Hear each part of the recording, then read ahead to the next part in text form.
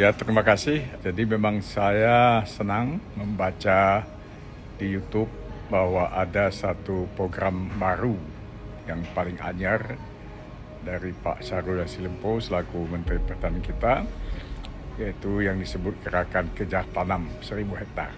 Saya sangat mengapresiasi dan saya anggap itu satu program strategis dan betul-betul jitu. Karena apa? Karena memang tantangan kita hari ini kan salah satunya adalah krisis pangan. Nah, yang kedua, memang peningkatan produksi pangan itu bisa dijajaki dari beberapa jalan. Ya.